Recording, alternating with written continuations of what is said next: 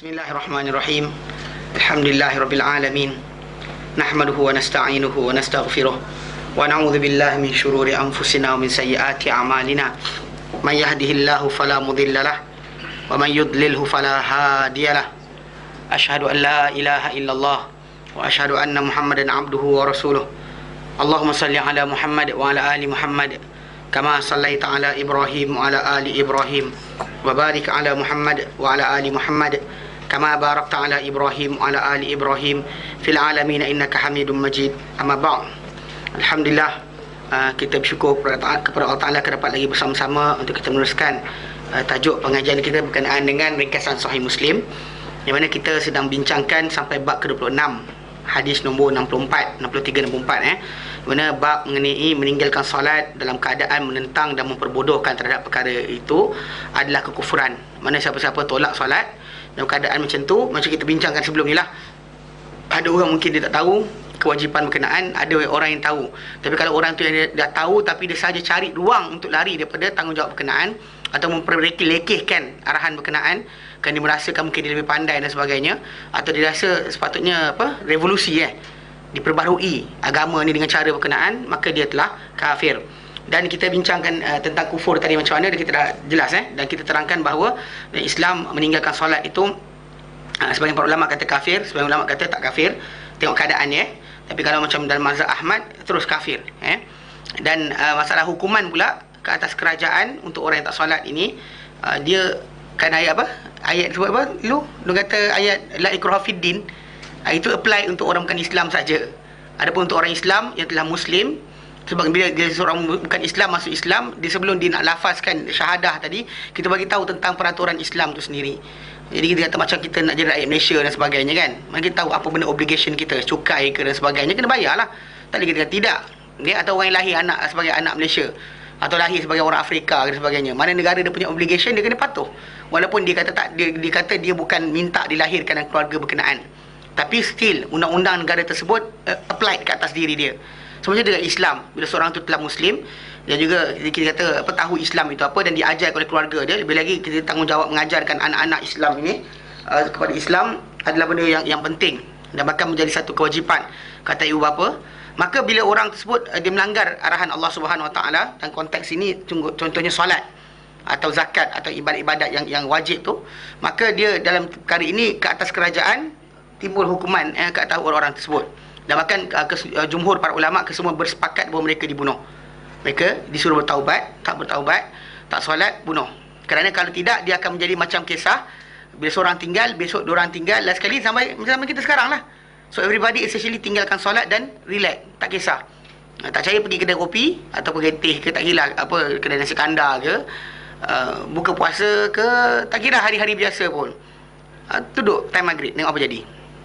Bersepah orang yang tak kisah pun azan ada ke tak ada ke, tudung pakai pakai kopiah ada semua sekali kan. Itu benda tu menunjukkan bahawa datang sampai tahap masyarakat Islam tadi tu dihilang rasa kepentingan solat. Bahkan kalau kita lihat dalam hadis Nabi SAW, bila dalam konteks yang asal, ibu bapa ni disuruh supaya suruh anak dia solat bila umur 7 tahun, mumayyiz, dan pukul anak berkenaan kalau tak solat lepas 10 tahun, kena menunjukkan seriusnya kesalahan tadi.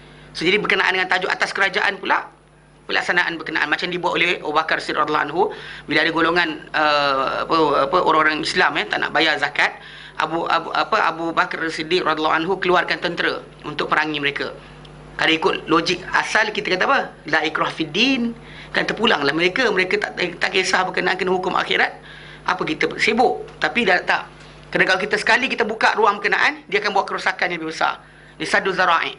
Mana walaupun kita kata benda tadi kan nampak kecil, tapi tak, dia akan jadi besar. Maka Islam sekat awal-awal. Jadi arahan suruh bunuh ni, hatta dalam mazhab Syafi'i sendiri pun, orang tinggalkan solat disuruh bertaubat, suruh solat, walaupun dia kata wajib, tapi dia tak solat, walau keadaan macam tu sekalipun disuruh solat. Bila dia tak solat dan sekian, pelaksanaan hukuman bunuh kat atas dia. Faham okey. Baik, dan hari tu kita baca dah hadis yang ke-64. Itu daripada Abu Hurairah radhiyallahu anhu, beliau berkata, telah bersabda Rasulullah SAW, "Idza qara'a ibnu Adam as-sajdata fasajada." Bila membaca seorang anak Adam itu sajadah, mana ayat sajadah dalam Quran Karim, tahu kan sajadah ada berapa banyak? Berapa?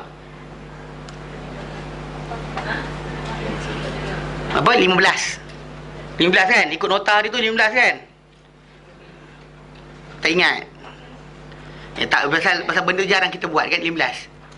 Dia 15. Dia apa, akhir surah A'raf ayat 206. Akhir surah A'raf ayat 206. Surah Ar-Ra'du, Ra'd ayat yang ke-15. Ayat ke-15. Dapat tak? Kejar. Kita laju sangat. Okey kan? Okey, Ar-A'raf 206. Ar-Ra'du 15. An-Nahlu 49 50.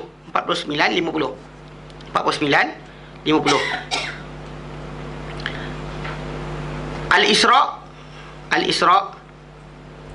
107 sampai 109. 107 sampai 109. Maryam 58. Maryam 58. Al-Hajj 18. Al-Hajj 18. Al-Hajj 77. Al-Hajj 77. Al-Furqan 73. Al-Furqan 73. An-Naml surah semut 25 26. An-Naml 25 26. As-Sajadah, ini sering orang Melayu, orang Islam kita di Malaysia baca kan, kerana hadis Nabi buat benda berkenaan pada pagi Jumaat. As-Sajadah ayat 15. As-Sajadah ayat ke-15. As-Sajadah ayat ke-15. Fussilat 37 38. 37 sampai 38. Tu bahkan surah Fussilat ni dikenali sebagai Hamim Sajadah. Dikenali surah Fussilat sebagai surah Hamim Sajadah.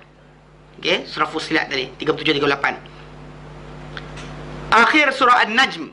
Akhir surah An-Najm. An-Najm, wan najm idza hawa, An-Najm ayat ke-62. Akhir surah An-Najm ayat 62. Akhir surah An-Najm ayat 62. Surah Al-Insyiqaq 20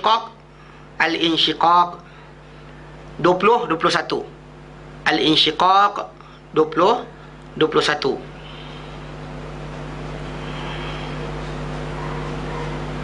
Al-Alaq surah Iqra bismi rabbikal ladzi khalaq. Al-Alaq tu surah Al-Alaq ayat terakhir, ayat ke-19. Ayat ke-19.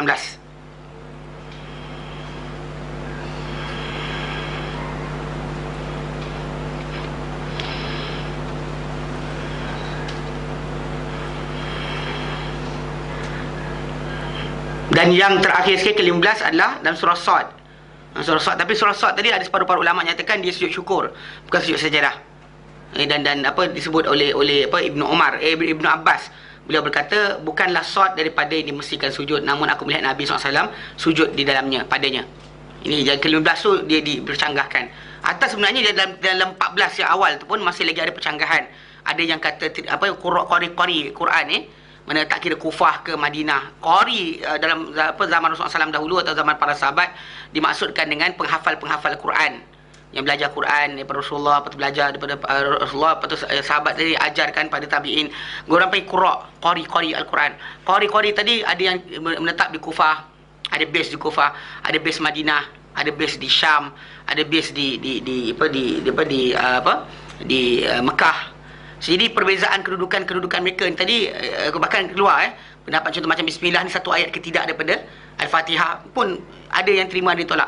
Anyway, itu ada 14 tempat yang mana kita kata pembaca apa dia sebut sebagai sajadah, ayat-ayat sajadah dalam Al-Quran Karim, Baik. Jadi bila disebut dalam hadis berkenaan bila Nabi kata bila membaca anak Adam sajadah, lalu dia sujud, dia baca sajadah berkenaan lalu dia sujud. Dan kita terangkan itu sujud tu maksud dia apa Kita terangkan sujud ni maksud dia tunduk. Asal maksud dia tunduk dan khusyuk. Nama gitu yang dari segi itu, dari segi bahasa, dari segi asal pengertian sujud ni adalah tunduk, menetapkan pandangan kepada bumi berserta dengan menjatuhkan badan kita jatuhkan, maka dia panggil sujud. Kalau dia kata kita dongak kepala, tak panggil sujud. Kalau kita dongak badan, kepala kita duduk atas, tak namakan sujud. Sujud tu bila kita pandang ke bawah dan kita turunkan badan kita ke tanah, maka dia makan sujud. Dan kita tahu dalam kaedah sujud yang dalam solat Nabi ajarkan berapa anggota yang kena sentuh ke tanah. Dan apa dinamakan sujud Sujud ni dinamakan ketundukan juga dinamakan sujud. Kerana keadaan sujud ni kerana ia melazimi ketundukan, kebiasaannya. Okey, sujud syarak ni kita kata menletakkan dahi di atas tanah dengan bentuk yang khusus. Dan sujud sebut dalam hadis Nabi SAW, Nabi sebut sujud tilawah ni, ini maksud Nabi sebenarnya. Ini maksudkan dalam hadis ni sujud tilawah. Dan sujud dalam Islam ni ada 3 je. 3 saja. Sujud tilawah, sujud solat lah. Sujud solat tu kita tak kira tambahan, kita tak perlu belajar khas. Bahkan itu adalah sujud yang nyata dalam solat. Dia sebahagian perbuatan solat. Bahkan dinamakan, kalau solat tak ada sujud, tak dinamakan solat. Kecuali solat jenazah je. Solat jenazah je tak ada sujud rukuk. Jangan sujud rukuk Ya Allahu Akbar, dia turun bawah. Bila orang tanya apa? Ini cara baru dia kata. Ini mengarut. Okay? Jadi kita kata sujud asalnya memang ada solat mesti ada sujud. Jadi kalau solat benda pergerakan sujud ini selain dalam solat, maka yang datang ada 3 je. Sujud sahwi, ya sujud kelupaan, kita lupa lebih rakaat ke, kurang rakaat ke, terlepas perkara wajib ke, atau kita ragu-ragu 2 ke 3, kita ragu-ragu solat kita ni berapa banyak. Maka sujud dalam solat tadi dia bahkan pelaksanaan dia boleh jadi sebelum salam, boleh jadi selepas salam. 2 kali sujud dinamakan sujud sahwi. Sujud kerana kelupaan. Mana kita lupa rakaat berapa banyak, atau kita tahu kita tinggal rakaat, maka kita tambah rakaat baru, maka kita sujud. Okay, ataupun kita kurangkan rakaat, terkurang rakaat ke pun kena sujud. Any part betul, kemudian kita tertinggal yang wajib seperti tahiyat awal atau takbir perpindahan tu kita saja tinggalkan dan sebagainya. Kalau saja tinggal batal. Tapi kalau kita tertinggal tak perlu ulang balik, sujud sahwi sudah memadai. Cuma dalam mazhab Syafi'i yang dimestikan sujud sahwi cuma 2 je, iaitu tahiyat awal dan kunut subuh. Yang kali ikutkan sebenar takbir perpindahan tadi Nabi lagi kuat Nabi tak tinggalkan sebenarnya. Takbir pindah mana ketika Allahu Akbar, Sami Allahu liman hamidah, Allahu Akbar, Allah, itu memang lagi penting sebenarnya berbanding dengan kunut subuh. Tapi orang nampak kunut subuh je. Anyway, kita kata itu pun kena sujud sahwi juga. Okey, itu sujud yang pertama. Sujud yang kedua yang kita kata yang sedang dibincangkan ni di sini adalah sujud tilawah. Mana bila dibaca ayat-ayat Quran yang menyuruh kita sujud, kita sujud. Dipanggil sujud tilawah. Sujud tilawah. Ada yang menyatakan, ada para ulama menyatakan bacaan dia sama seperti sujud biasa. Ada yang menyatakan bacaan dia adalah sajada wajhi alladhi khalaqahu wa sawwarahu wa syaqqa sam'ahu. Sujud wajahku kepada yang menciptakannya, yang belah pendengarannya, penglihatannya. Okey. Saya wajhi khalaqahu wa sawwarahu wa syaqqa sam'ahu bi haulihi wa quwwatihi, dengan keupayaan dia, kekuatan dia. Fatabarakallahu ahsanul khaliqin, maka maha berkat Allah Taala sebaik-baik pencipta. So itu yang dibacakan. Okey, akan warid benda berkenaan daripada Nabi SAW. Okey, kemudian yang terakhir sekali adalah sujud syukur. Sujud syukur. Itu sujud yang terakhir yang kita kata datang diajarkan oleh Nabi SAW. Ada yang kata bacaan dia khas, ada yang kata ada bacaan khas. Yang pentingnya sujud tadi kerana apa? Kita terima rahmat Allah Ta'ala, kita dapat benda terbaik. Tentang contoh anak kita lulus periksa ke, sujud je. Tak disyaratkan wuduk, tak syaratkan apa-apa, sujud saja. Okey, macam tu juga masalah yang lain. Kita kata sujud yang ada kena dalam keadaan bersih tadi hanya sujud sahwi je. Pasal dia part of solat. Tapi kalau kata sujud syukur atau sujud tilawah ni tadi, kita duduk mana-mana pun kita dengar, kita sujud je. Dengar, tak ada masalah. Tapi kena ada refleks juga. Tak semestinya juga. Tak dimestikan. Tak dimestikan. Adapun kalau dalam sujud sahwi tadi memang di sebahagian solat, so kedudukan dia menghadap kiblat lah. Tapi ada pun sujud tilawah atau sujud syukur tak dimestikan untuk menghadap kiblat, tak dimestikan kena ada wuduk. Kita dengar orang baca, kan kita duduk sujud lah. Tapi lah tengok keadaan lah, tempat kat mana sujud. Kan? Memang kita kata tak, as long as tanah tu bersih, sujud. Tapi kalau kata orang nak lintas, kita pergi sujud juga, kena pijak kepala dia orang, itu jangan salahkan orang lain. Faham ini kena peringat. Saya peringatkan benda ni sujud ni kenapa? Sebab saya dengar ada orang ajar pada umat Islam kita di Malaysia ni, diajarkan sujud doa. Pernah dengar? Sujud doa dipanggil. Sujud kerana nak berdoa. There's no such thing as sujud doa.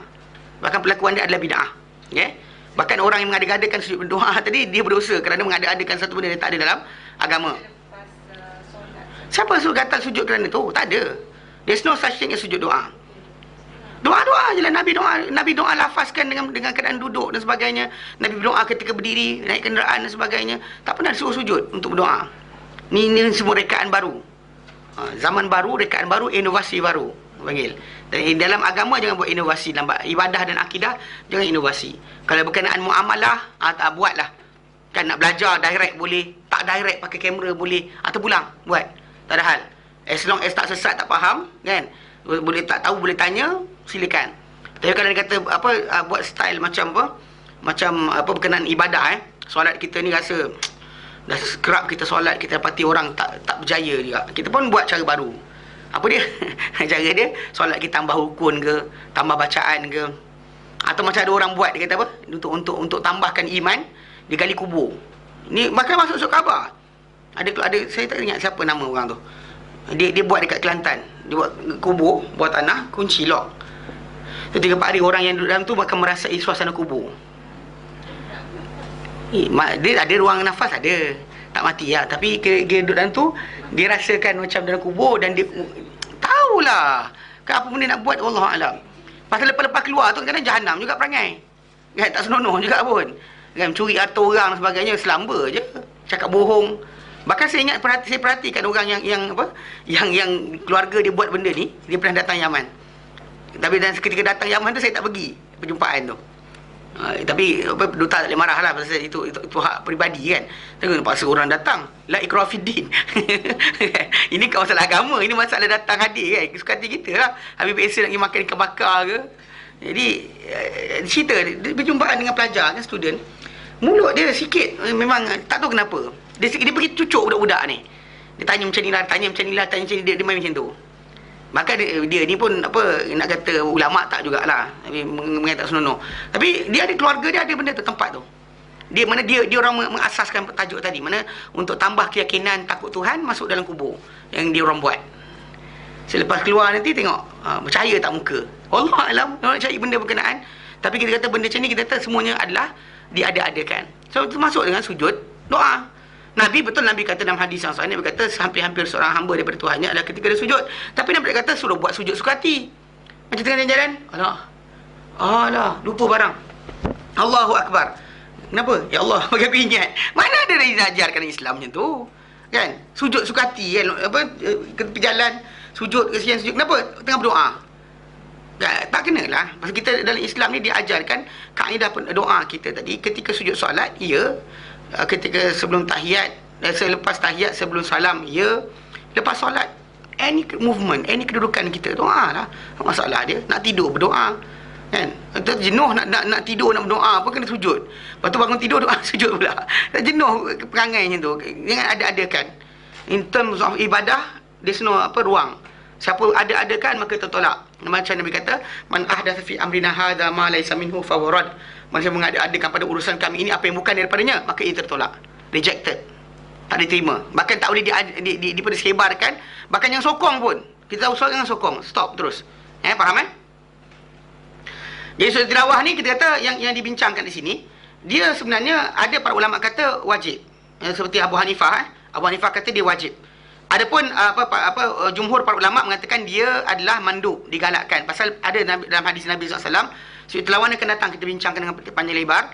Nabi SAW berkhutbah, tengah khutbah Nabi baca ayat sajadah, Nabi turun kan, antara ayat 15 lah, yang 14 lah. Kemudian Nabi sujud, para sahabat bersujud bersama dengan Rasulullah. Lepas tu Rasulullah naik balik mimbar, sambung lagi berkhutbah. Tapi lepas tu bila ada keadaan yang lain, Nabi SAW tak sujud pada dia. Bahkan ada dalam satu ayat lain, Ubay bin Ka'ab baca ayat sajadah, dia tak sujud, maka Nabi pun tak sujud. Nabi pun tak sujud. Sebenarnya biasa ni di perbahasan yang panjang, insya-Allah kita akan bincangkan nanti berkenaan dengan sujud tilawah ni sampai pada tajuk dia nanti, insya-Allah. Baik. Jadi dan dikatakan kat sini apa, dia kata tak ada sujud sahwi saja yang timbul datang nas yang menyatakan bahawa Nabi beri salam. Lepas sujud Nabi salam, bagi salam pula. Sekali lagi, sujud tilawah tidak ada nas menyatakan dia kena bagi salam, kan? Tak ada nas yang menyatakan kena bagi salam. Mana sujud nak kemudian bangun je, tak ada masalah, sambung je baca kita dan sebagainya. Macam orang ni lah, macam orang yang dah semayang, kan tu semayang sujud tilawah, tu bangun balik, sambung balik apa benda perbuatan dia buat. Tak ada benda. Bahkan dalam hadis-hadis yang datang berkenaan sujud tilawah ni, akan datang kita akan baca nanti, bila sampai berkenaan dengan Nabi kata aku diberikan 5 perkara tak diberikan nabi-nabi sebelumku. Antara lafaz dalam hadis tu Nabi kata diberikan untukku bumi ini seluruhnya sebagai alat bersuci dan sebagai masjid. Masjid dan watahura, masjid dan juga alat bersuci. So kisah ini datang sebab salah seorang tabi'in, salah seorang sahabat, dia duduk dengan anak dia. Kemudian ada orang baca Quran sampai ayat sejadah, this guy turun ke tanah sujud terus. Lepas tu anak dia kata, apa ni? Kan, ini kan tanah ni kan tak bersih dan sebagainya, tak ada tahun pijak. Jadi dia kata dengan anak dia, ada sebut berkenaan hadis Nabi yang Nabi kata, aku diberikan 5 perkara, tak diberikan Nabi sebelumku. Antaranya, dijadikan untukku bumi seluruhnya sebagai tempat masjid dan juga tempat alat bersuci. Masjid dan juga alat bersuci. So, jadi bila lafaz tu datang, meaning that dia bersembang anak dia, tak ada bagi salam, tak ada benda.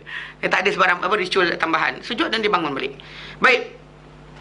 Jadi dalam tajuk berkenaan dengan yang disebut bahawa sujud ni adalah wajib oleh Abu Hanifah, dia berdalilkan dengan hadis ini, dan bentuk dia kata bahawa iblis mengingkari perintah Allah Taala dengan meninggalkan apa yang diperintahkan, itu sujud. Lalu dia dicela dan juga dilaknat. Okey. Dan anak Adam mentaati perintah Allah Taala lalu dipuji dan juga diberikan balasan syurga.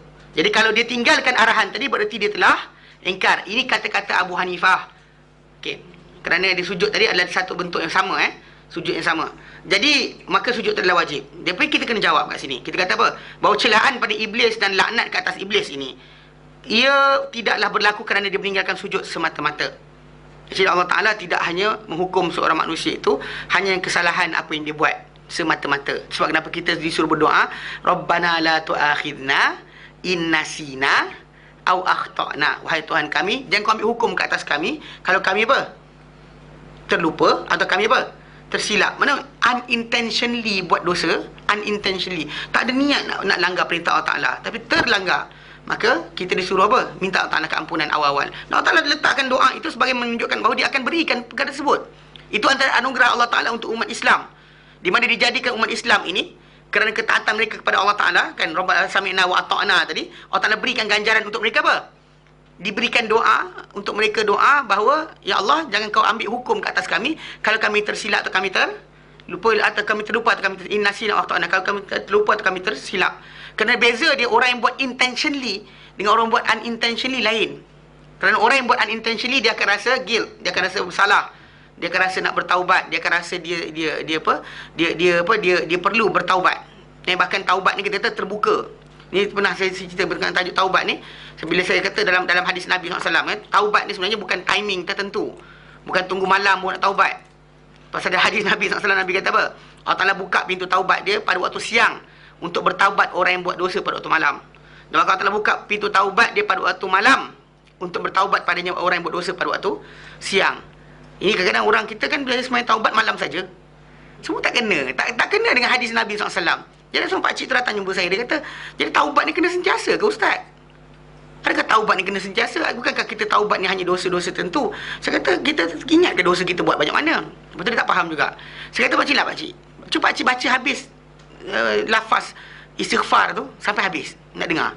Dia pun sebut, Astaghfirullahalazim, alladzi la ilaha illahu wal hayyul qayyum, al hayyul qayyum, wa atubu ilaih. Apa hujung tu? Saya kata dia, wa atubu ilaih. Maksud dia apa? Aku bertaubat kepadanya. Itu maksud dia. Dalam hadis Nabi, macam Nabi kata, aku bertaubat kepada Allah 100 kali. Minta keampunan. Bahkan kalau kita baca apa lafaz hadis Nabi SAW berkenaan Sayyidul Istighfar, itu taubat. Itu adalah penyerahan kita pada Allah Ta'ala berkenaan dosa-dosa kita yang kita buat, yang kita tahu, kita tak tahu, semua kita lepas kepada Allah Ta'ala. Kita harap Allah Ta'ala ampunkan kita. Mana itu kita kata sifat taubat, dan dalam hadis Nabi kata kullu bani adam khata'. Every anak Adam ni semua banyak buat salah. Wa khairu khata', dan sebaik-baik orang banyak buat salah ni at-tawwab, orang yang paling banyak bertaubat. So banyakkan bertaubat lah. Bukannya timing dengan malam. Lepas tu pening kepala. Kalau solat taubat dulu ke, solat hajat dulu ke, solat wuduk dulu ke, dari pening kepala. Saya kata sebenarnya solat malam yang Nabi buat, macam mana Ramadan itu, macam tu lah cerita dia. Dua, satu. Dua, macam tu keadaannya. Atau dua, tiga. Atau dua, lima pun ada. Yang pentingnya kita kata dua tu tadi berjalan. Maksudnya dia tak ada niat khas, tak ada ini tahajud, ini hajat, ini apa nama? Taubat, ini sekian, apa pasal? Dia pening kepala dia. Dia kata dengan dia, sejak bila kita kena asing-asingkan? Dia kata mudah lah macam tu, sembahyang malam. Saya kata sejak bila Islam susah kan? Sejak bila Islam susah kan? Kita yang mana-mana menyebabkan Islam susah. Sampai kadang-kadang tak ada orang tu tak solat malam sebab apa? Dia tak tahu niat. Pun ada. Betul tak? Tak tahu niat lah. Ada separuh tu lagi best. Tak tahu zikir munajat. Tak tahu ya latif kan, tak tahu apa subhanallah alhamdulillah Allahu akbar tu, ataupun apa hasbi rabbi jalallah tu dia tak hafal. Dia tak sembahyang malam sebab itu. Sebab tak tahu kunut. Pun ada juga. Itu pun macam-macam kita kata. Ini kejahilan yang menyebabkan. Macam ada kes yang saya cerita tu, mana ada satu orang pergi raptai kan. Dataran mereka dekat Putrajaya waktu hari kebangsaan. Sampai orang tu sampai daripada pukul pagi, ada subuh sampai dah situ. Pasal manusia punya banyak, ada kontijen akan lepas awal. Lintas panggung je, agung tengok gitu-gitu je. Tak ada benda agung tak ada ucap salam seorang, tak ada pun. Cuma kita lintas ke agung tu, kita tengok agung tengok kita. Kalau askar buat macam tu, kalau orang silat buat macam tu, anything lah maksud dia. Tapi ramai tak semayang hari berkenaan, confirm tak semayang. Dan satu antara sebab tak semayang tu sebab apa? Kejahilan. Ada separuh tu tak tahu, di tepi jalan ni kan, tak boleh dia kata, entah anjing ke, entah orang pijak, entah tai kucing ke, nampak ke, tak nampak, tak solat. Sebab itu je, tak solat. Mereka tak solat sebab apa? Tak tahu berkenaan bumi ini seluruhnya adalah masjid dan alat bersuci untuk kita. Tak ada air, tepuk je ke tanah tu, sapu muka, habis. Semayanglah, Allahu Akbar, tak ada hal. Ini kadang berhenti, tengok kiblat lah. Tak tahu kiblat pun, tak ada hal, agak-agak je. Kalau tu macam mana, gelap lagi tak nampak, tak ada hal. Ini dah matahari naik dah, apa tak tentu kiblat je, kan? Nampak dah matahari kuning di hujung tu. Pasti tu, kalau dah barat sana kan, pasti kat sana naiklah sikit, itu je lah. Tapi nampak tak, kadang-kadang kejahilan manusia ni macam tu. Benda Islam tak ajar, Islam tak obligation berkenaan pakai sejadah. Ada? Tak ada kan? Ini kau tak ada sejadah, sembahyang tak ada sejadah. Kecoh satu kampung. La ilaha illallah. Kenapa? Kan? Bila orang sembahyang tak ada sejadah kan? Dia cakap, tak ada sejadah sembahyang. Kecuali ada air kencing budak kat situ, kita bincang lah kemudian. Tak ada kopi, tak ada songkok pun. Ni kadang-kadang saya pernah kena. Pergi masjid kan, nak mengajar, kopiah tak pakai. Betul-betul lah saya jadi imam. Saya kata, tak apalah. Dia kata, saya tak nak jadi imam. Bahkan sebenarnya dalam Sunan Abu Daud, memang Nabi kata, man zara kauman falai ummahum. Siapa ziarah satu kaum, maka jangan jadi imam mereka. Kita tahu siapa belakang kita yang semayang. Ada orang sakit, ada sekian, imam biasa tahu. Dia tengok belakang, tengok dulu, tengok siapa yang hadir, siapa yang sakit kaki dan sebagainya. So dia akan ringankan solat dia atau panjangkan solat dia berdasar pada apa yang dia faham. Kita tak tahu, kita takbir, kita bantai baca panjang, nanti kan mula menggelutar lutut pakcik-pakcik tu. Macam budak-budak kita kan, saya ingat seorang budak. Dia belajar hafal Quran kat Yaman. So kat Yaman balik Malaysia, orang suruh jadi imam tarawih. Di Yaman orang baca untuk satu rakaat pertama, dia semain 8 rakaat. Satu rakaat tu 2 muka setengah. Satu rakaat 2 muka setengah. Dibagi bantai dekat pakcik-pakcik dekat kampung apa, dekat Ulu Yam tu. Dekat apa, taman perumahan tu. Semua ketol lutut lepas tu. Semua macam lepas tu, janganlah jadi baca panjang kata. Yang dia pula dah terbiasa baca panjang. Kalau pendek dia rugi. Pasal dia nak mengulang Quran, dia rugi kalau baca pendek. Pasal besok juzuk kedua pula, besok lagi juzuk berikutnya pula. So jadi nampak tak? Jadi anyway, saya tak pakai kopiah, tinggal. Tu bila nak jadi imam, saya kata tak ada kopiah ni, tak apa. Tak apa. Betul yang imam tanggal kopiah. Ustaz, asal kata apa masalah dia? Nak jadi imam ke tak nak? Dia kata okey. Jadi imam tak kopiah. Ada tu sekali, ada kena sekali kat segambut. Lama dah. Macam sekarang ni duk saya dia tahu saya tak suka jadi imam, dia tak paksa lah. Tapi cerita dia gitu. Kopiah tak ada, tak boleh semayang. Salah tu. Kalau benda lain. Ini masalah jahil. Jahil yang menyebabkan rosaknya amal. Bukan rosak amal. Tak tinggal amal, tak buat amal langsung. Tak buat amal langsung. So, jadi kita kata balik tadi pada tajuk tadi, mana kadang-kadang manusia ni kadang-kadang dia tinggalkan arahan Allah Taala, ada iaitu dia tersilap unintentionally, mana tanpa disengajakan oleh dia terlupa, maka memang bukan disengaja nak lawan Allah Taala. So this type of kesilapan tak termasuk macam perbuatan iblis tadi. Sebab iblis laknatullahi alaih, dia tinggalkan arahan Allah Taala dengan intentionally ke unintentionally? Intentionally, sengaja. Bahkan nak tahu bila, tengok. Bila Allah Ta'ala dia kata bahkan dia tinggalkan sujud kerana apa? Nak menentang Allah SWT dan menyombong. Ataupun apa? Merendah-rendahkan arahan Allah Subhanahu Wa Taala, memperbodohkan. Okey? Bahkan dengan itu dia kufur, dia kafir, automatik kafir. Okey? Bahkan dia bukan hanya tinggalkan beramal dengan perintah sujud. Bukan itu je. Not only sujud tadi. Bahkan di mana Allah Ta'ala tunjukkan? Lihat perintah Allah Ta'ala, firman Allah Ta'ala dalam Quran, beritahu tentang perkara ini, surah Al-Baqarah ayat 34. Allah Ta'ala kata apa? Aba wastakbara wa kana minal kafirin. Dia enggan, itu. Wastakbara dan apa? Dia menyombong. Wa kana minal kafirin, maka jadi golongan yang kafir. Dan surah Al-Hijr ayat 33, dia kata apa? Bila Allah Ta'ala kata kenapa tak sujud, dia kata lam akun li asjuda liman libasharin khalaqtahu min salsalin min hama'in masnun. Lam akun, tidak akan, dia kata. Lam akun, tidak akan jadi aku ini li asjuda untuk sujud libasharin kepada seorang manusia, khalaqtahu yang kau ciptakan dia, min salsalim min hama'im masnun, daripada tanah liat yang berbau, yang hitam yang berbau.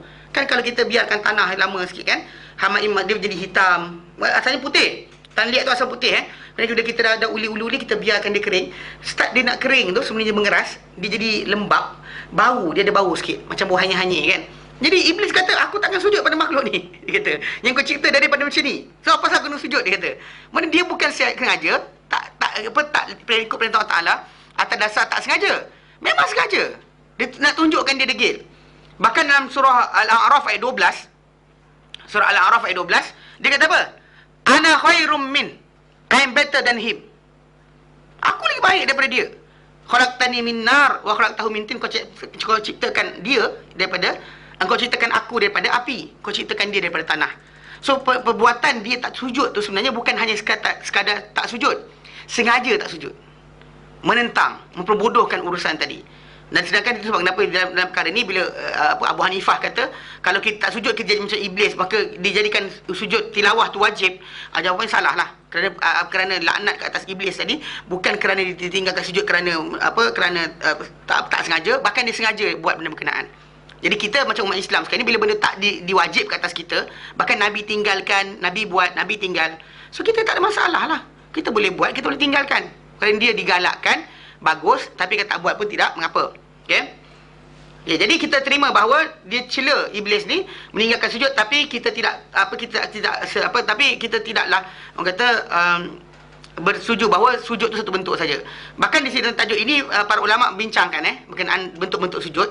Ada kata sujud ni kepada perintah Allah Taala, maksud dia para malaikat dia tunduk kepala pada Adam. Bila para malaikat disuruh sujud, adakah sujud tu macam mana? Adakah sujud macam sujud kita atau bukan? Dalam perkara ni banyak perbahasan timbul. Mana bila iblis tak nak sujud tadi, bahkan ada orang dia kata apa? Dia kata sebenarnya iblis tak salah juga. Dia tak patuh perintah Allah Taala. Dia ada orang saya jumpa. Saya kata kenapa? Dia kata sebab iblis dia takwil. Tahu takwil? Dia seolah dia rasa Allah Ta'ala uji dia kot, test dia. Pasal kan Allah Ta'ala dah kata dia Tuhan, lepas tu tak suruh sujud, lepas tu kan Adam kan manusia, apa kena sujud pada Adam? Jadi seolah-olah macam dia mempersoalkan benda tu. Jadi sebenarnya dia mukmin. Dia bagi ada sebuah orang dia nampak macam tu. Salah. Memang kita kata arahan Allah Ta'ala dia adalah yang apa? Obsolete. Mana absolute absolute. Mana tak boleh ditentang langsung. Disuruh terjun, disuruh buat. Tak perlu kita takwilkan. Kalau dia kata, kalau sekalipun iblis mentakwilkan kata-kata perintah Allah Ta'ala tadi dengan menyatakan macam testing. Kan testing kan? Allah Ta'ala saja wajib sembah. Apa hal aku kena sembah makhluk selain Allah Ta'ala? Kata-kata itu masih lagi salah sebab Allah Ta'ala tak terima. Maka Allah Ta'ala tahu luar dan dalam setiap makhluknya. Bukan luar saja, dalaman dia pun Allah Ta'ala tahu. Dan Allah Ta'ala tak terima daripada iblis sebarang pentakwilan untuk perkara tersebut. Maka Allah Ta'ala reject terus dia punya pertindakan tidak patuh. Tak ada kita berikan ruang. Jadi zaman kita sekarang ni masih lagi ruang kan. Bila orang tak patuh perintah Allah Ta'ala, kita bagi ruang lagi. Agaknya agaknya dia ni, agaknya dia tu. Sebenarnya kita kata terpulang lah. Kalau dia kata background hidup manusia tadi, memang dia ni seorang yang jahil. Semoga Allah Ta'ala berikan dia ilmu dan juga beri hidayah pada dia. Tapi ada sebahagian orang tu memang dia lahir dan membesar dalam keluarga yang Islam. Ambil pengajian Islam, kemudian pergi ambil master di UK pengajian Islam. Lepas tu kemudian sambung di US pengajian Islam juga, PhD. Balik kemudian dikeluarkan fatwa yang berbentuk bangang ni panggil kan. Fatwa-fatwa pelik yang tak logik dari segi agama. Tak pernah dibawa dalam Islam. Mana ketika dia buat benda berkenaan, dia sengaja ke tak sengaja? Itu masalah dia timbul. Takkanlah kita nak kata tak sengaja lagi. Dan jadi kita kata benda ni kena perbaiki balik. Perhatikan betul-betul. Yang kita ruang masalah ni agak sensitif. Tapi kita kata kena betul-betul. Kalau dia kata orang permain-mainkan masalah agama ni, semua orang kata boleh kita takwil dan sebagainya, habis. So everybody akan bercakap tentang Islam dan kita mengiyakan. Agaknya dia tak ni lagi. Agaknya dia tak lagi. Bila sampai bila? Tua dah. Tu haji tua kan. Janggut dah cakap kata haram, tak boleh kan. Dah tua kita bercakap pasal tajuk ni. Puluhan tahun, 50 tahun kita merdeka, tak faham lagi yang wajib yang sunat. Mana haram, mana bid'ah, tak reti lagi. Masih lagi macam agaknya sampai bila? Sampai bila? Kena tengok. Jadi sebab kenapa dalam tajuk ni masalah sujud tadi kita kata memang sujud tadi kita tahu rupa macam mana. Kalau sujud rupa macam sujud solat kita pun, kita ada masalah dalam tajuk tersebut. Yang Allah Ta'ala perintahkan iblis tak nak ikut, itu kan kerja kita mempersoalkan. Ada orang dia beria bincangkan, bukan sujud macam ni. Sujud macam ni hanya untuk apa? Hanya untuk Allah Ta'ala, dia kata. Kita kena faham, ada benda Allah Ta'ala halalkan satu peringkat, haramkan peringkat lain. Contoh macam Adam AS ketika mula anak-anak dia mula lahir. So dia kahwinkan silang kan. Zaman sekarang kahwin dengan anak adik-adik boleh? Halal? Haram kan? Stop situ lah. Mana bila perkahwinan adik-beradik tu kan, zaman Adam AS tak ada anak orang lain melainkan anak dia. So dia kahwinkan macam tu, silang yang ini dengan ini, yang ini dengan ini dan sebagainya. So itu adalah benda yang berlaku untuk zaman dia, bukan untuk syariat kita. Tapi kita terima ia sebagai macam dia sujud kepada Allah, kepada Adam oleh para malaikat dan dituntut oleh iblis, yang iblis tak nak buat. Tak kira bentuk macam mana sekalipun, still tak ada ruang untuk kita bahaskan. Yang pentingnya adalah arahan Allah Ta'ala tadi ditinggalkan oleh iblis dengan apa? Intentionally, sengaja. Sengaja dia tak nak ikut dan patuh. Dan dia kata dalam hadis berkenaan, dia kata apa? Dia kata ya wailata. Dia kata ini adalah kata-kata ya wailata ni actually kata-kata yang dilafazkan bila mana seorang tu rasa hampa. Aduhai, aduhai lah. Atau malangnya, dia kata umira ibnu Adam, diperintahkan anak Adam bisujud, untuk sujud. Fasajada, lalu dia sujud, falahul jannah, maka untuknya syurga. Wa umirtu bisujud, dan perintahkan aku untuk sujud, fa abaitu, maka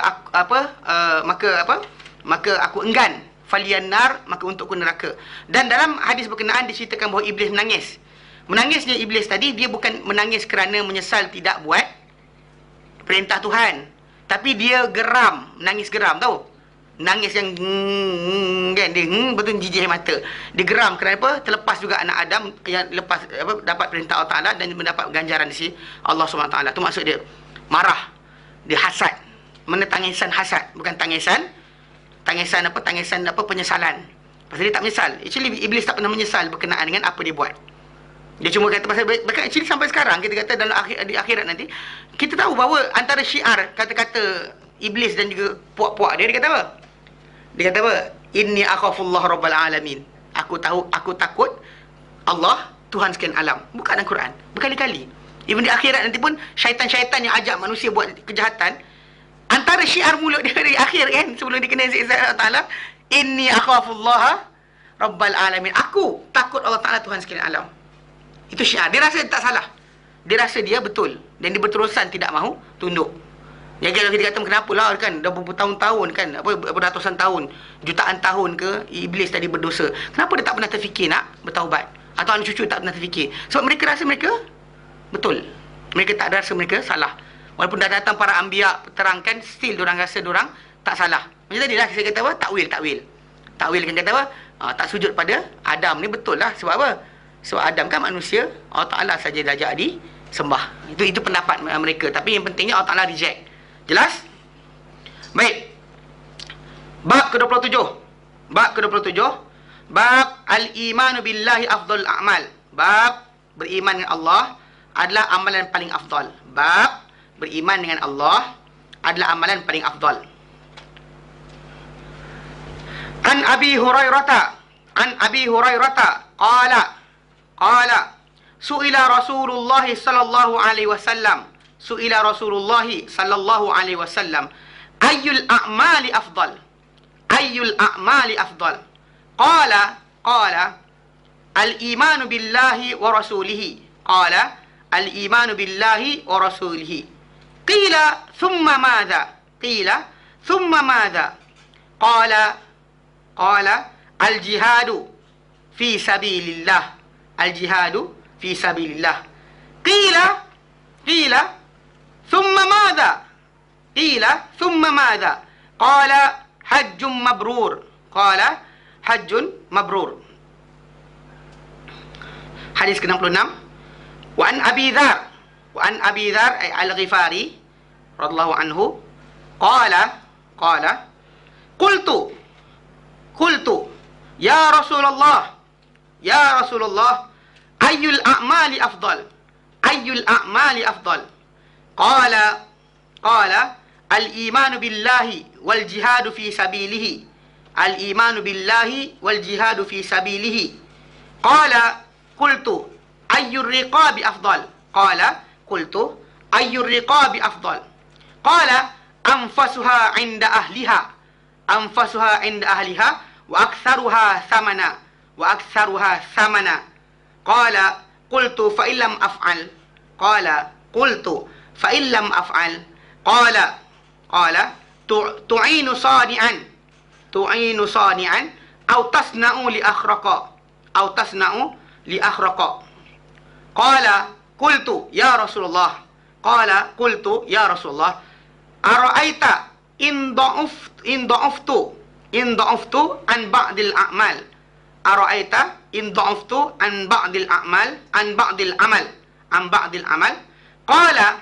qala takuffu syarraka 'anil nas fa innaha sadaqatun minka ala nafsika. Baik, ni atas balik. Baik, bab iman dengan Allah Ta'ala adalah amalan paling afdal. Bila Abu Hurairah anhu menyatakan, kalau telah ditanya Rasulullah SAW, ayyul a'mali afdal, manakah amalan paling afdal? Okey. Di dalam situ Nabi sebut al-imanu billahi wa rasulihi, beriman dengan Allah dan juga Rasulnya. Dalam hadis ini menunjukkan bahawa iman dengan Allah, bahawa iman dengan Allah Ta'ala adalah termasuk dalam amal. Even though kita pernah bincangkan dahulu, kita kata bahawa iman itu adalah benda yang dalam hati. Originally, iman itu adalah kepercayaan hati dan dibenarkan oleh percakapan, perbuatan. Namun begitu, secara tak langsung kita kata dia masih lagi perkara yang perlu ditimbulkan, bukan tunggu. Ada orang kata tunggulah nanti kok percaya. Tak, benda tu kena datangkan dalam diri kita. Pasal iman, macam kita nyatakan dahulu, dia adalah perkara yang tidak diperolehi dengan apa? Dengan ilmu. Tanpa ilmu, iman itu akan dipanggil taklid. Macam kita sekarang, anak-anak kita takut hantu, percaya hantu itu ada. Bukannya dia tengok pun, tapi dia percaya. Sebab apa? Abah cakap, mak cakap, atuk cakap, nenek cakap, jiran cakap, semua cakap, televisyen cakap, semua sekali kata hantu tu ada. So in the end dia percaya. Jadi kita kata, tapi dalam masa yang sama, iman yang dimaksudkan tadi, kita tak kira sama ada dengan bukti atau tanpa bukti, still dikira sebagai apa? Sebagai iman, kepercayaan dalam hati kita bahawa Allah Ta'ala itu Tuhan dan Muhammad itu utusan Allah Ta'ala, maka ia adalah benda yang perlu dihadirkan dalam diri kita. Sama ada dengan bukti atau tanpa bukti, either dengan bukti atau tanpa bukti, kena kita hadirkan, jadikan ia berlaku dalam hati kita. Dan tidak perlu kita pandang kepada orang-orang yang berkata bahawa iman ni tak dinamakan amal. Ada orang kata iman ni bukan amal. Tak, kita yang pandang. Sebab apa? Sebab dalam hadis ini, bila sahabat tu tanya, dia kata apa? Ditanya Rasulullah, manakah amalan paling afdal? So Nabi kata apa? Beriman dengan Allah dan juga Rasulnya. Pasti ya, menunjukkan apa yang Nabi kata situ adalah menunjukkan dia adalah amal. Okey? Baik. Dan tidak juga tersembunyi di sini, tak sorot sini bahawa beriman dengan Allah Ta'ala adalah amalan paling afdal secara keseluruhan. Kerana ia didahulukan ke atas apa? Amal. Bahkan amal seorang manusia tanpa dia percaya kepada Allah Subhanahu Wa Taala dan Rasulnya, maka tertolak, rejected. Amal tadi tidak mempunyai nilai, walaupun baik macam sekalipun. Ni pernah kita bincangkan dahulu bila saya sebut macam ni. Ada orang tanya, dia kata macam ustaz, orang kafir yang buat kapal terbang, yang kita sekarang pergi haji ni kapal terbang, orang yang buat kapal ke, atau orang kafir yang buat ni komputer, kita pakai mengajar, kamera kita pakai rekod dan sebagainya, handphone kita pakai berhubung untuk dakwah, anything. So ada orang kata macam mana dia orang tak dapat faedah, tak ada faedah daripada amal mereka buat. Saya terangkan dulu, saya kata simple je. Kita kata bayangkan macam kita ada kilang atau kebun, kita tak kilang lah mudah, tukar. Mana kita ada kilang, kita ada syarikat besar, kita appoint seorang supervisor untuk jaga kilang kita. Kita tak ada duduk situ. Kalau kena duduk situ juga, kita bukan tokek, kita kuli kan. So jadi dia seorang yang kaya ni, dia tinggalkan syarikat dia pada supervisor dia. Tapi ada orang datang ke kilang dia, seorang masuk minta kerja, tanya apa patut buat, tak patut buat dan sebagainya, dia ikut cakap supervisor tadi. Tapi dia lembek, tak kuat. Kerja pun tak banyak boleh buat. Dia lemah, kejap-kejap pergi MC, kejap MC. Okay. Seorang lagi masuk dalam kilang tadi, dia buat suka hati dia je. Dia sapu sampah, dia betulkan mesin. Supervisor tanya dengan dia kata apa? Dia apa aku dengan kau? Lepas tu supervisor kita tegur lah, terus tegur dan sebagainya. Tapi dia buat kerja, banyak kerja dia buat dalam kilang berkenaan. And the end of the day, cukup bulan, bila kita datang lawat kilang kita, supervisor kita akan bagi laporan. Seorang ni datang minta kerja, saya bagi kerja dan sebagainya. Ini kerja dia buat. Seorang lagi ni, saya cakap dengan dia, tak usah buat dan sebagainya, ini kilang ni ada tuan. Dia tak layan saya. Dia buat peduli je. Dia kata lantak kau, dia kata. Aku ni dilahirkan merdeka. Kan? Dia kata kan lahir bebas. So suka hati saya lah, dia kata. Saya lintas, saya nampak benda saya nak buat, saya buat atas sukarela, dia kata. Saya tak nak tahu siapa punya tempat, dia peduli apa saya, dia kata. So bila minta, katakan saya datang sebagai seorang petuan tempat berkenaan, saya bagi gaji pada orang yang kedua tadi. Pasti tak bagi gaji. Dia kata siapa yang lantik kau kerja kat sini kan? Kita halau lagi dia. Halau apa dia buat, alhamdulillah, terima kasih, jadi kau keluar. Sebab sebab dia tak ada sebarang hubungan dengan kita. Jadi macam tu juga manusia datang ke dunia ni, dia buat kebaikan banyak mana sekalipun, amal kebaikan untuk keamanan ke, untuk keselamatan ke, untuk masalah kesihatan ke, anything dia buat. Tapi tak percaya dengan pencipta alam ini, maka tak guna. Mana dia datang ke dunia tak pernah tanya, ya alam siapa punya, tak ada. Dan diri dia neglect berkenaan dengan bahkan mungkin disembah pula selain Allah Ta'ala. Lagi masalah. Bagi masalah kita dekat situ. So kita kata macam tadi lah, orang tu dia ambil pula kilang kita punya barang, dia bagi pula dekat kompetitor kita. Ni lah cara buat kereta betul. Contohnya, apa kita kata? Kita dah lah kau ambil kilang aku punya barang, lepas tu kau pergi bagi kat orang lain. Mana secara tak langsung tak layak. Walaupun dia banyak berikan benefit kepada syarikat yang kita bina. So secara tak langsung macam tu juga manusia ni. Bila datang ke dunia tak ada rasa nak cari Allah Subhanahu Wa Taala, maka reject. Amalan dia banyak mana pun rejected. Tak digunakan, tak dipernah pakai. Kerana apa? Dia syarat kesahihan amal. Syarat amal tu sahih adalah iman. Tak ada iman, maka amal tidak sah. Okey? Dan dia adalah sifat yang bergantung padanya apa? Segala yang lain. Dan kemuliaan iman ini kalau kita lihat balik, kembali kepada apa? Kepada apa yang dibincangkan. Dan iman ini membincangkan tentang Allah, kan? Para malaikat, kitab, Rasul. Ini semua ni berkaitan akhirat, qadar, semua sekali berkaitan dengan tajuk apa? Tajuk kehidupan kita yang masa akan datang. Tajuk ketenangan kita nak tenang, kena ada iman. Kalau kita nakkan supaya doa kita makbul, kena ada iman. Kita kena tahu ada Tuhan yang mendengar doa kita. So secara tak langsung kita kata iman ni paling afdal. Pasti paling afdal. Tidak ada lebih afdal berbanding dengan iman. Baik. Kemudian disebut dalam hadis berkenaan,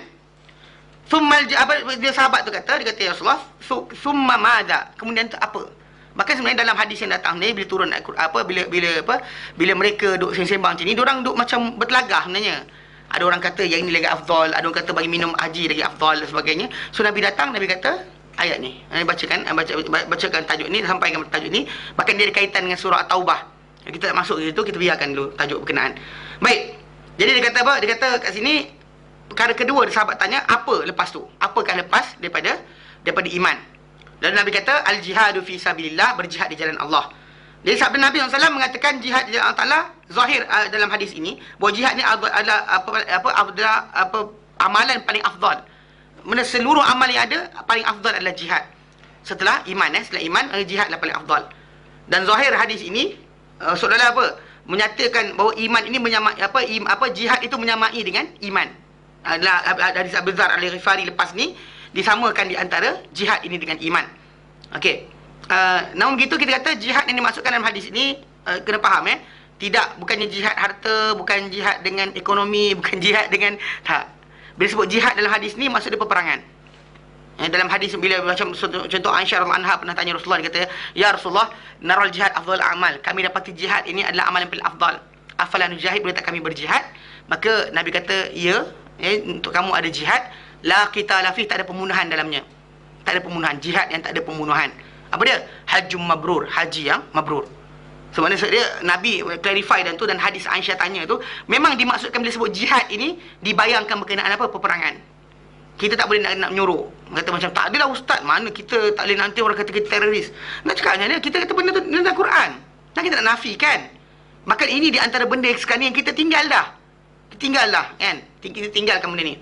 Tapi dalam hadis ni yang kita kena faham hadis ni ditunjukkan bahawa afdal jihad ni paling afdal daripada amal-amal lain. Setelah iman dia paling afdal. Tapi kejap lagi kita baca hadis Abu Dzar Al-Ghifari, dia jihad ni sama dengan iman. Dan dalam segi apa? Keutamaan. Dalam hadis yang nanti kita akan baca dalam bab yang ke-28, ada hadis yang lain daripada Ibn Mas'ud, didapati bahawa zahir jihad ini dilewatkan setelah mana solat dan juga berbuat baik pada dua ibu bapa. Maksudnya sekarang ni kita dalam hadis ni diletakkan paling utama iman. Nombor 2 lepas tu berbanding semua amal adalah jihad. Dalam hadis yang berikut lepas ni kita akan lihat dari Abu Dzar Al-Ghifari, hadis itu akan datang dijadikan jihad dan iman serentak. Sudah sama. Okay. Dalam hadis Abu Dzar Al-Ghifari nanti dalam Ibn Mas'ud dalam hadis dalam bab ke-28 nanti kita akan dapati Nabi SAW lewatkan jihad lepas daripada solat pada waktunya dan buat baik pada ibu bapa. Okay, kenapa? Ini sebenarnya tak ada sebarang pertentangan. Tak adalah kita kata macam kejap Nabi tak teguh pendirian. Sebut satu je dah lah. Kejap kata ini dulu, kejap kata ini kemudian. Okay. Sebenarnya Nabi SAW jawapan Nabi SAW ni berbeza-beza kerana perbezaan keadaan orang yang bertanya. So kita kan tengok orang tu bertanya, kita pandang muka dia, tengok siapa dia ni. Kan kalau bertanya tu perempuan, kan Nabi beri jawapan berlainan untuk wanita. Nabi tak berikan jawapan yang sama. Bila Aisyah kata naral jihad afdal amal, kami dapati jihad ni amal yang paling afdal. Afalan nujahid, boleh tak kami berjihad juga? Dan Nabi berikan jawapan yang berlainan. Macam juga masalah orang yang datang bertanya Nabi, maka keadaan dia berlainan, maka Nabi berikan jawapan berdasar pada orang yang bertanya. Macam kita kata, saya terangkan dahulu, bila Nabi terangkan berkenaan dengan tajuk ada kabilah-kabilah Arab datang jumpa Nabi SAW, Nabi ajar dia solat, puasa, zakat tak ada, dan juga 1/5 daripada harta rampasan perang kena agihkan. Lepas tu jangan minum arak. Itu je. Nabi tak ajar benda lain. Tak ajar benda lain pun. Bab nikah ke kahwin, Nabi tak ajar pun. Mana lupa ke tak? Bukan Nabi lupa. Pasal kebetulan orang yang bertanya tadi, dia perlukan, ketika dia tanya tu, dia perlukan benda berkenaan. Nabi tahu itu yang diperlukan. Maka memang kita baca dalam hadis berkenaan, kita dapati orang yang bertanya, kabilah tu, memang diorang sengaja, bila Nabi sebut berkenaan dengan tajuk arak ni punya kesan, ada di kalangan mereka ni memang ada. Muka dia calar, ditetak adik sepupu dia sendiri kerana mabuk. Kerana mabuk-mabuk kan, Nabi sebut ini kan, bahaya arak ni. So, jadi, dia sahaja dia menyorokkan orang ni. Lepas takut Nabi kata, kau cakap dah. Supaya Nabi tak cakap yang tu, so diorang sorok. So, jadi, ikut mana siapa yang bertanya, Nabi akan beri jawapan yang berbeza-beza. Faham So, jadi, itu kenapa dalam hadis ini kita dapati Nabi berikan nombor 2 lepas iman adalah jihad. Dalam hadis Abu Dzar kejap lagi kita dapati iman dan jihad itu serentak. Dan dalam Ibn Mas'ud punya hadis nanti kita akan lihat jihad itu diletakkan lepas daripada solat pada waktunya dan juga buat baik pada dua ibu bapa, kemudian baru jihad. So menunjukkan dia berdasar pada orang yang bertanya. Dan itu adalah kerana baginda SAW menjawab setiap pertanyaan dengan apa yang paling afdal untuk hak orang yang bertanya tadi. Setiap orang tadi dia akan ada keadaan masing-masing. Okey? Pada haknya. Sebagai contoh, orang-orang yang layak untuk berjihad dan ingin untuk berjihad, mana berkemampuan untuk jihad, maka jihad itu pada haknya adalah paling afdal. Atau mungkin ini orang yang gila harta dan sebagainya, maka jihad, tinggalkan harta tadi dengan cara berjihad dia adalah cara paling baik untuk dia. Dan kadang-kadang juga seorang yang layak untuk jihad, layak untuk jihad, tetapi dia ada apa? Dua ibu bapa yang perlukan kepada dia untuk mengurus urusan mereka berdua. Dan kalau dia mati, kalau dia tinggalkan kedua ibu bapa dia tadi, tak ada siapa akan jaga. So Nabi lihat dekat situ keadaannya. Nabi kata dengan dia, pergi jihad pada mak bapak engkau. Jadi pada hak lelaki tersebut atau manusia tersebut, berbuat baik pada dua ibu bapa pada haknya adalah lebih afdal daripada jihad. Sebagaimana telah minta izin seorang lelaki pada Nabi SAW dalam hadis riwayat Imam Muslim, hadis nombor 2549, Bukhari nombor 3004. Dan hadis berkenaan daripada Abdullah Ibnu Amr Ibn Al-As, Abdullah Ibn Amr Al-As, dia kata telah minta izin seorang lelaki pada Nabi SAW untuk berjihad. So Nabi kata dengan dia, ahayyun walidak, adakah masih hidup dua mak bapak engkau? Adakah masih hidup dua mak bapak engkau? Dia kata qala na'am. Dia kata ya Rasulullah. Nabi kata fa fihi ma fajahid, maka kepada dua mak bapak engkau pergi berjihad. Pergi jihad pada dua ibu bapa engkau. Dia Nabi kata pada lelaki berkenaan. Macam ada pernah sekali kan, saya jumpa ada seorang budak hamba Ta'ala ni, dia datang ke, banyak orang ni zaman kita sekarang ni, dia belajar agama dan sebagainya, dia nak cari karamah dan hikmah. Dia nakkan karamah, nakkan hikmah. Maksudnya dia nak supaya orang pandang dia ni jadi wali.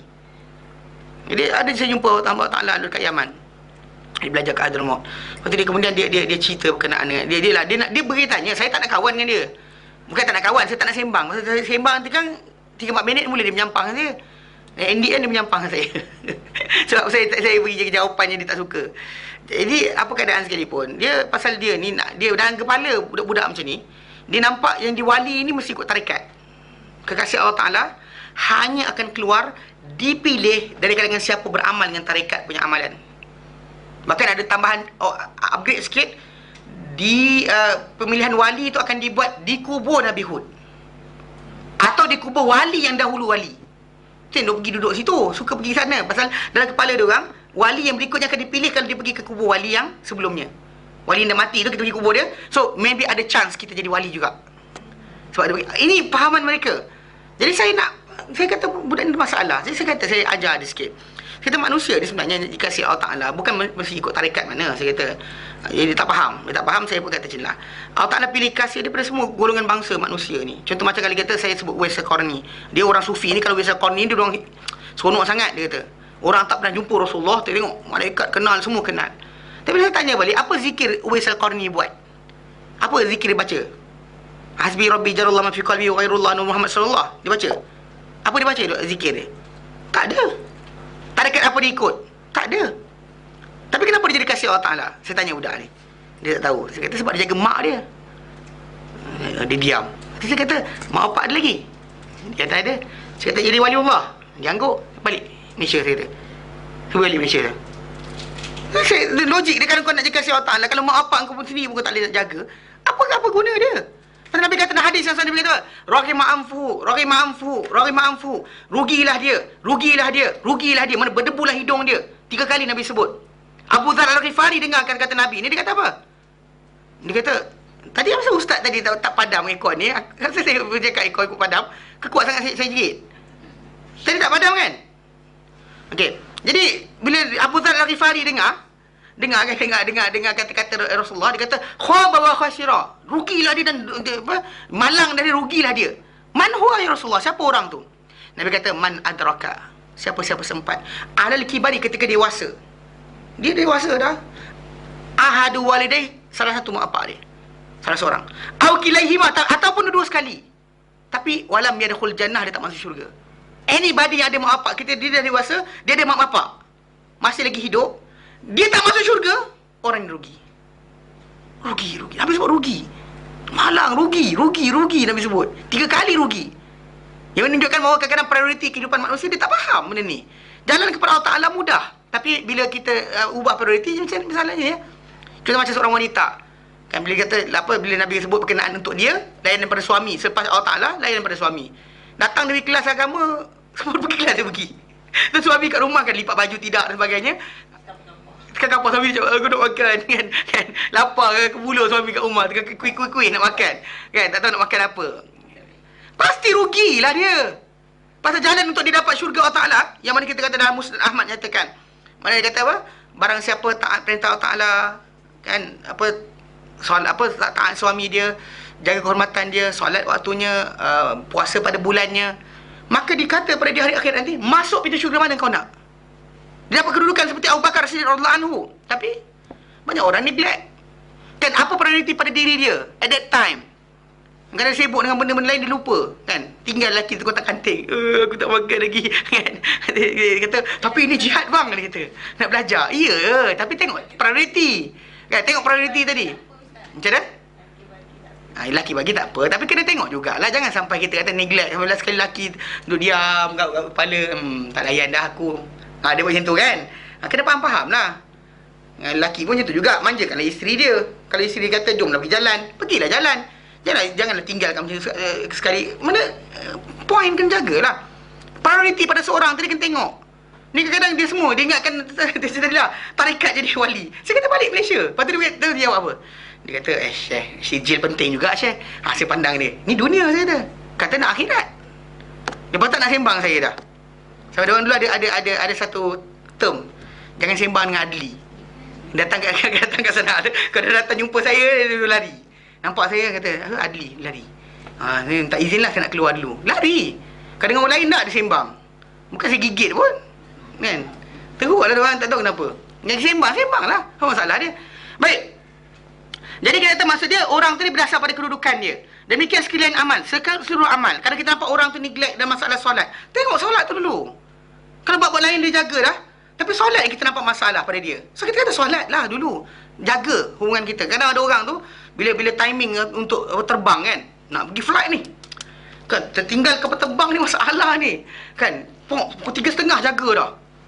Kemas baju, bla gosok baju, pakai minyak wangi, travel jauh. Subuh tak pernah nak bangun awal. Tak pernah nak bangun awal. Tak pernah rasa macam hak manusia beri aku jaga, hak Allah Ta'ala tak pernah aku jaga. Tak pernah terlintas dalam hati. So kalau orang macam ni minta nasihat kita kan, dia kata macam mana hidup saya ni payah, nampak susah, macam-macam benda saya ada masalah. Tengok benda tu pada dia ada masalah solat tadi, kita sebut itu dulu. Jangan kita kata dia awak kena infak harta. Faham tak? So kita tengok orang tu sendiri. Kita pun baiki diri kita berdasar tajuk tadi.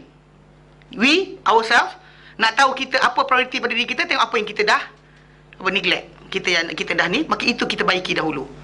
Yang kita lompat-lompat orang gigi, jihad fisabilillah kan, bawa pedang terus. Relax dulu. Anda siapa? Kan siapa? Pasal Nabi beri jawapan berdasar pada orang berlainan, jawapan berlainan. Dan jihad pada hari ini dia kata dan berlaku jihad pada sebuah waktu ni lebih afdal daripada amal-amal lain. Ada waktu tentu jihad kadang-kadang lebih afdal daripada amal-amal lain. Itu adalah seperti masa atau zaman di mana berlaku penguasaan musuh ke atas umat Islam. Okay, seperti hal zaman kita sekarang ni. Ini pengarang buku kita, dia ceritakan, dia lama dah. Tapi apa dia cakap sekarang masih berjalan sampai zaman kita ni. Maka tidak tersembunyi lagi, tak syak lagi bahawa bahawa zaman kita ni jihad ini adalah antara benda-benda pasti kewajipan yang ditekankan, tak boleh kita tinggalkan, dan amalan paling afdal.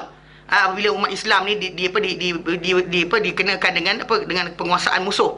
Okey, dan banyak penguasaan di timur dan barat ditekan umat Islam ini, maka semoga Allah baiki ataupun keretakan yang berlaku pada umat Islam, dan juga baiki kemenangan ke atas kita insya-Allah. Qulu amin. Sebut amin. Okey, jadi mana kita kata benda ni memang kita kata jihad. Jihad tu adalah benda yang afdal, tapi zaman kita sekarang ni antara muakkad. Maka kuat ditekankan. Sebab apa? Sebab benda ni tadi banyak ditinggalkan. Semua orang sibuk berkenaan dunia, takutlah sekali. Musuh tak sebimbang langsung. Dan ada hadis Sunan Tirmizi datang. Nabi kata, yushiku antada alaikumul umamu. Hampir-hampir menyerbu ke atas kamu ni al-umamu seluruh umat. Kama tada al-akalatu ala qas'atiha. Sebagaimana menyerbunya orang yang lapar kepada hidangan, tulang hidangan mereka. Seorang macam kalau ayam seekor kan, seorang tangkap ni, seorang tangkap ni, semua tangkap. So, jadi Nabi, para sahabat kata, ya Rasulullah, aw min killatina yawma idin. Adakah kerana sikitnya kami pada hari berkenaan ya Rasulullah? Adakah kami sikit? Nabi kata, antum kathir, kamu ramai. Ini 2 bilion umat Islam. 2 bilion sekarang ni. Tapi walakinakum ghusa, tapi kamu ni buih. Kalau ghusa isail seperti buih banjir. Dan kita tak sebut, zaman Nabi tak ada buih sabun kan, macam fek buku. Nabi tak kata buih macam fek buku. Nabi kata buih banjir, pasal banjir tu nampak dia datang berbuih kan. Buih banjir. Allah Ta'ala Jadi Nabi kata apa? La yanzi'anallahu min qulubi aduikum al-mahabata minkum, Allah cabut dari hati musuh-musuh kamu kegerunan kepada diri kamu, dan Allah akan campak dalam hati kamu ni al-wahnu, beban. Lepas tu para sahabat kata, Rasulullah, wa mal wahnu, apakah beban berkenaan? Nabi kata, hubbud dunya, cintakan dunia, wa karahatul maut, takutkan mati, ataupun hubbud dunya seterusnya datang, wa karahatul jihad, benci jihad, tak suka jihad. Ni kita kadang nakkan redha manusia kat atas diri kita, sampai kita yang putih kita kata hitam, hitam kita kata putih. Boleh kita kata tak boleh, tak boleh kita kata boleh. Sampai kadang-kadang macam ni lah, macam kita kata benda simple. Berkenaan salam lelaki wanita dan non yang bukan mahram. Yang bukan mahram. Datang apa nama saya kata tu? Apa nama tak? Apa putera ni raja tu kan. Datang lawat masjid pakai skirt tak cukup dan sebagainya. Kemudian dia tukang sambut ni salam. Itu pun tak ada lagi. Tak boleh ajar orang tu. Dalam Islam, kami tak bersalam lelaki wanita. Cuba ajar dia. Kenapa tak ajar? Ini ya macam, tapi kita kena hormati tetamu kita. Sampai bila lah? Sampai bila? Sampai bila? Until when? Sampai bila? Jelas sekali Islam ni tinggal nama. Amal tidak ada. Nama saya tinggal. Apa? Muslim. Tapi, ini tak penting. Tunggu kahwin. Nanti kita barulah sibuk pakai tudung. Kan? Kahwin kan? Ustaz, Assalamualaikum kata kan. Lepas tu siap-siap apa? Siap khatam Quran lah tu. Duduk sempoh kan, wadduha baca. Apa hal? Why? Kan nak mati baru dia sibuk berkenaan dengan Islam tu apa? Salah lah. Ajar je ustaz, dia ada ustaz. Salah. Okey, baik. Faham okey.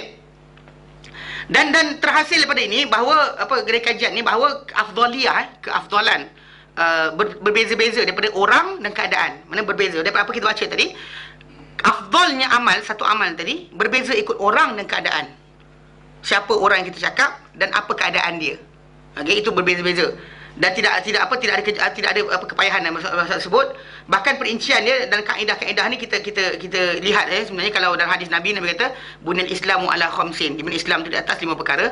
Syahadati alla ilaha illallah wa anna muhammadar rasulullah. Waktu dirikan solat, tunaikan zakat. Macam mana kalau itu prioriti, itu prioriti yang paling nyata sebenarnya.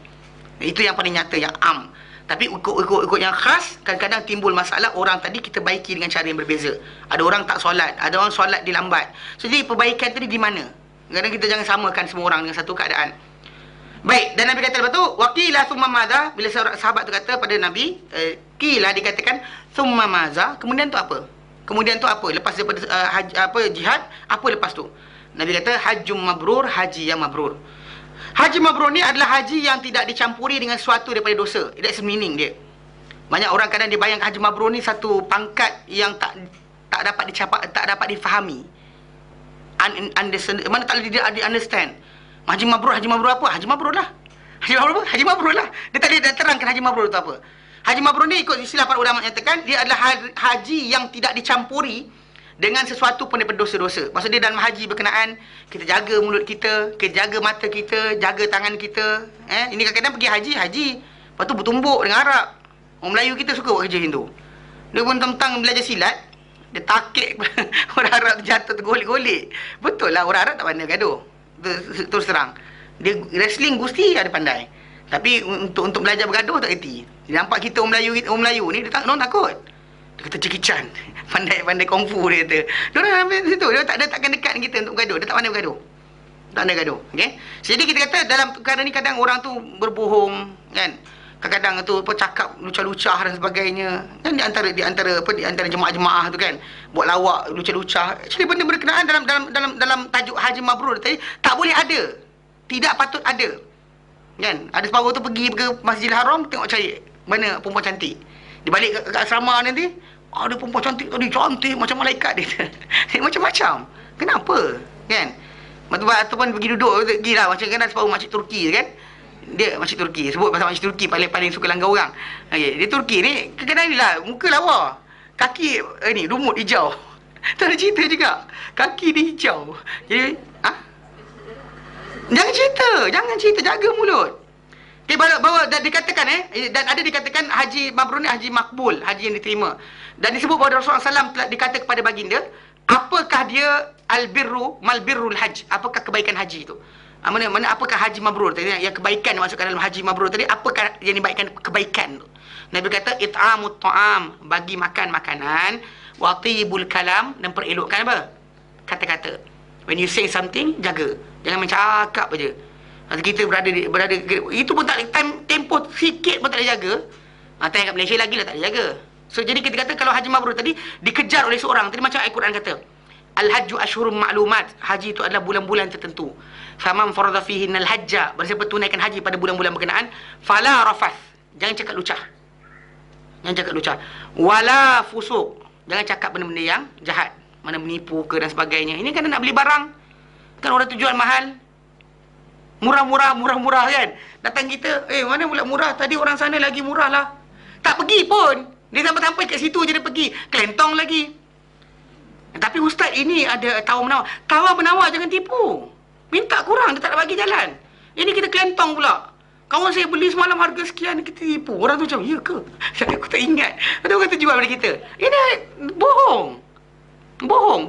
Yang menipu. Mencakap bohong, bab jual beli barang.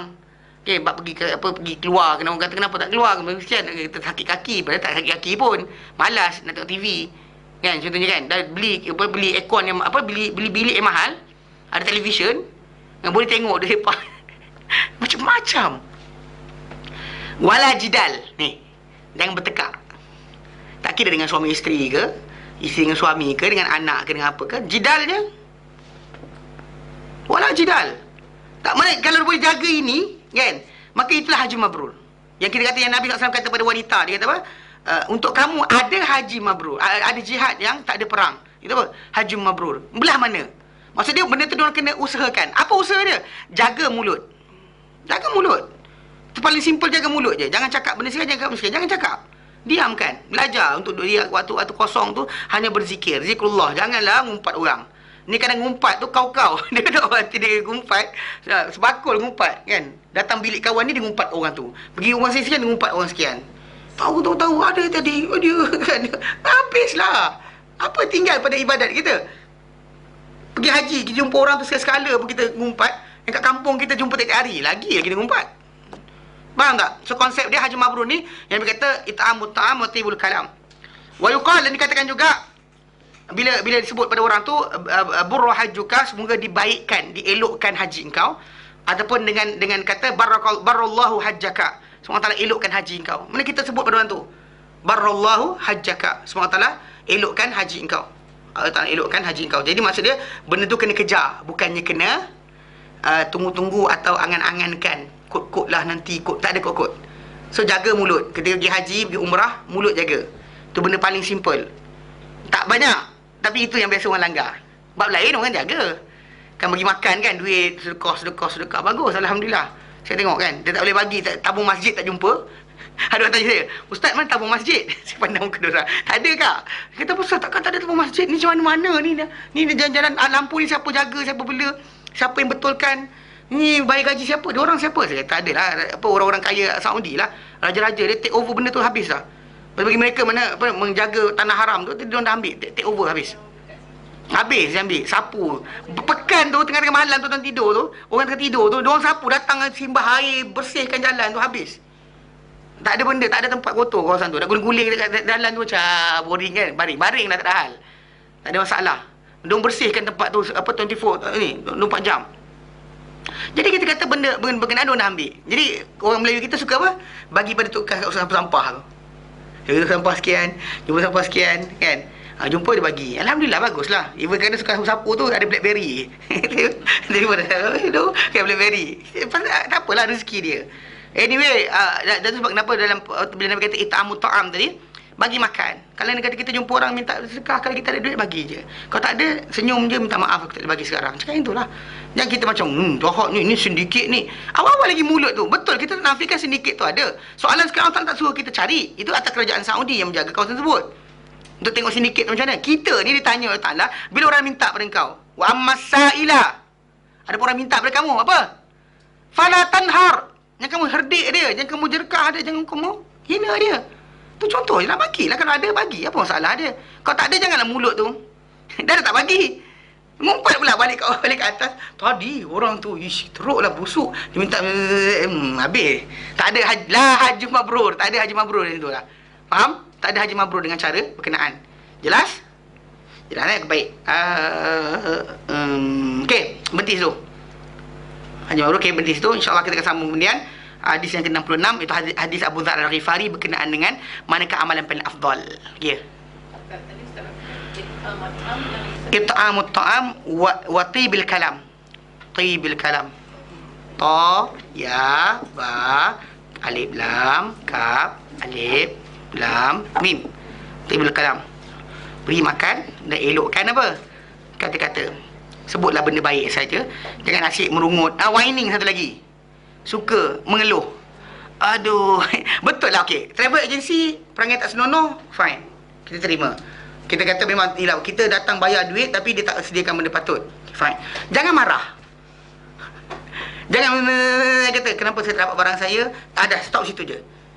Tak ada ke bilik saya mana pergi. Cakap itu je. Jangan. Salah korang ni. Makan dia buta ke? Itu tak ada. Yang tu katibul kalam. Tak, kadang-kadang benda konfront. Bila konfront masalah macam ni, benda boleh cakap baik je lah. Kita nak barang kita kan. Minta barang saya balik, dah, sudah. Ini kita bebel sebatu. Kawan tu jumpa kita tadi. Aku tak nak makcik tu, makcik kau bebel kata. Kan? Actually ada orang saya jumpa tu kan. Saya bulan 3 tu pergi haji. Pergi umrah kan? Umrah. Betul saya kita first time saya bawa orang. Saya pun tak suka nak bawa orang. Pergi sana kalau boleh tak nak orang tahu kita ustaz pun. Dan mula kalau tahu ustaz kan mula tanya soalan. Ustaz. Kan? Kadang-kadang saya pergi tu tak pakai kopiah pun. Saja je depan botak kepala duduk diam. Pergi ke cafeteria tu makan, tak beritahu orang kita ustaz. Tapi dah orang yang kenal kita tanya, orang lain pun datang. Ustaz, tanya soalan ni kata. Anyway cerita macam ni. Okay, ada 3-4 orang yang saya bawa tu.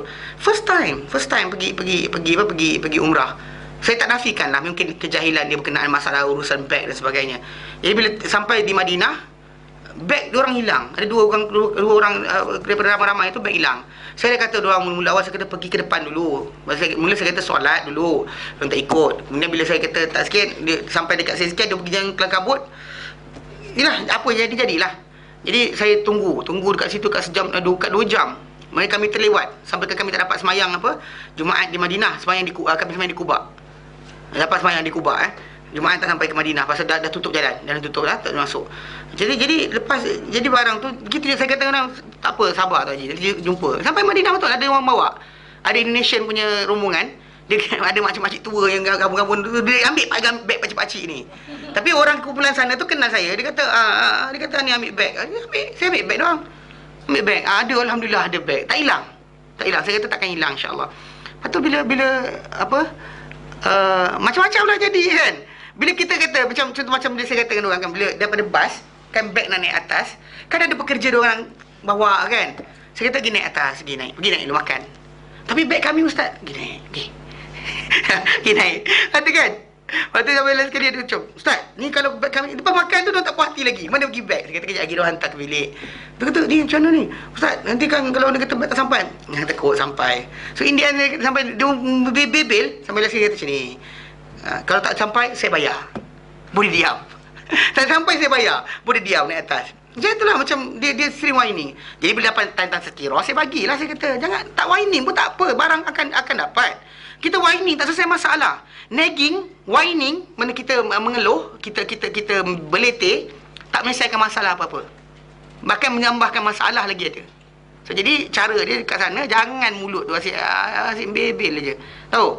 Mana kalau marah, kan kita diamkan, tahan marah. Kalau dia kata orang sekian, tak apa, kita barang kita hilang. Alhamdulillah, insyaAllah. Ambil mudah. Jangan susahkan keadaan. Faham?